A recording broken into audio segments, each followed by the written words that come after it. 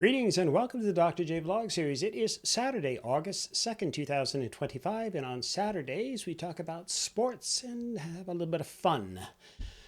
So, welcome sports fans out there. So here's an interesting question for you. How do you feel when you win the big game or the big competition in sports, or your athlete or your team wins? Silly question. It's a great feeling, right? Of course. We typically experience quite the high, mainly from the release of dopamine and serotonin and endorphins and other neurochemicals as well. But psychologically, we also feel like the big win, if we get the gold medal or our team wins the championship or what have you, it sort of activates our Pavlovian psychological response as well, right? We tend to believe that our team has met the challenge and overcome the obstacles and basically deserves to celebrate their outstanding achievement. And this is all pretty standard stuff. No one really disputes the prerogative to have a little fun, especially if it's Shania Twain doing the singing. The one thing we usually expect, though, is that for the individual or the team members to be gracious in victory, shall we say. For example, to acknowledge the worthiness of their opponent or the grit and determination they showed. But do we expect them to have empathy? Kind of an interesting question if you think about it. And in most cases, in some respects, yeah, we do expect a certain degree of empathy because obviously for all of our joy at the victory, we know we've been on the other side, most of us, and we know what it's like to be on the losing side of things. So the gracious winner might say something like, well, this match could have gone either way, or my opponent's equally worthy of the championship, or they might have won if a couple of more breaks had gone their way, etc. But do you, or do people in general, truly feel empathy for the losing side in sports? And if so, why? And if not, why not? Well, it's actually related, as usual, to the social context in which the events occur, right? And this is related to the issues I talked about in yesterday's vlog. So, are we particularly close to the people on the losing side? Are they our own sons and daughters, for example? Do we identify with them in terms of their backgrounds, in terms of our cultural similarities? Do they represent something that we truly like or admire? In team sports, it might be even to the level of we really like this or that country, or we have our ethnic heritage. I'll find myself rooting for Poland from time to time in a in a match, even though I've never been to Poland. Well, actually, no, that's not true. I've been to Poland once for just 3 days, but nonetheless, you know what I'm saying. So there are those kinds of factors. And then what about the behavior during the contest? In other words, did we find anything that the loser did that was objectionable, or were they, did they play unfairly? Did they, how did they play? Did they exert maximum effort? But just came up short?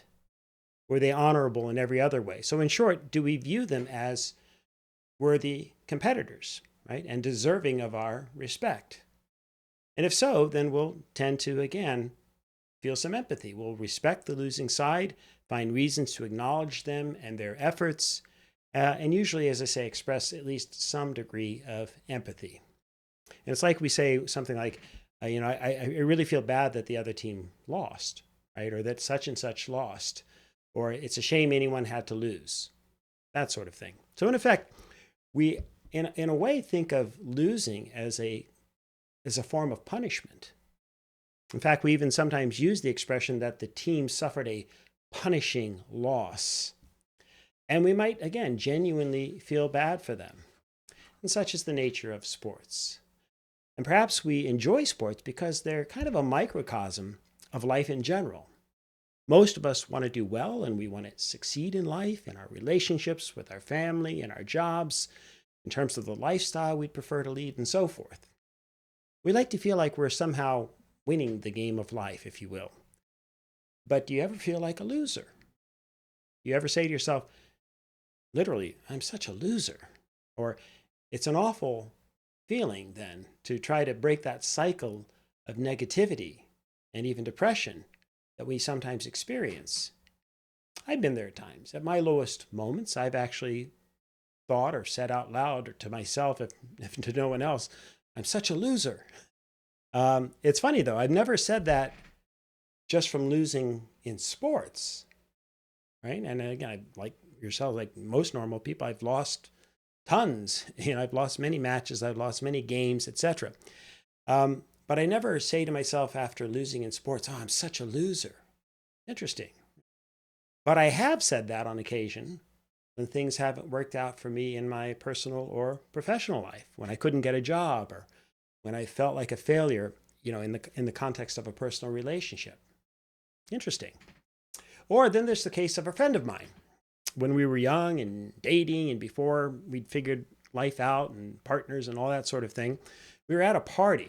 And so this friend of mine was really interested in a certain young woman, shall we say, and who turns out wasn't really interested in him at all. And once the harsh reality of that disconnect finally set in, then my friend just continued to drink and became inebriated. Finally, sitting at a stool at the bar, my friend just blurted out something to the effect of, I'm such a loser. Whereupon he then allowed his head to droop and he just face planted directly onto the bar. Well, not actually onto the bar, actually into a bowl of chips that was sitting in front of him on the bar. Okay? So my friend is now face down with his head in the bowl of chips. And so we were debating then whether or not we should check him out, see if he's okay, that sort of thing. Excuse me. But then we heard this munching sound. And my friend then, who had not actually passed out, took the opportunity while his face was in the bowl to just start munching on the nacho chips. No hands necessary, right? He just became Pac-Man, eating the chips like one dot after another. So we actually had quite the laugh at his expense and told him about it later, of course. I don't know that he necessarily fully remembered the experience. So yes, there can be times when we obviously feel like everything's gone wrong in life and that things aren't working out. And we might take some solace or live vicariously through sports, through certain sports figures, through the teams that we follow or what have you. If I've had a bad day at work, but my team wins in the evening, well, then that can provide a bit of a boost. And of course, it's risky too, right? Because if my team loses as well, then that might just intensify my frustration or amplify my despondency and so forth. So empathy can hurt. And it can hurt even more if you bet on the team and lost. So there's the whole gambling issue as well. But thankfully, the research indicates that people who are feeling down generally don't simply go into further depression just every time that their team loses. And the suicide rates actually don't really change either just because your team lost. I'm not saying that no one ever kills oneself if their team loses, or especially if they've lost a huge gambling bet. I'm sure that that happens on occasion. I'm just saying that it's not that much of a behavioral trend or pattern. The sports don't just make everything worse in life for most people. And by the same token, though, while it's great when we win or we experience that temporary bit of euphoria, that temporary high, we have to also remember that the victory in sports also doesn't fix everything else in our lives, right? Whether everything's going right or everything's going wrong. So that's up to us in most respects. So with sports, we just have to remember that, or take seriously maybe the old adage that it's just a game. It's not life or death. I mean, I guess unless it's the Hunger Games, that sort of thing. But if all else fails, then, and your team loses, hopefully there's just a bag of chips lying around and you can enjoy that. Go for it, Pac-Man. Okay, until next time, may you and yours continue to create peace in your lives, nurture love in your hearts, and dole out hugs in abundance. And as for me, I'm heading to the beach. Have a good one.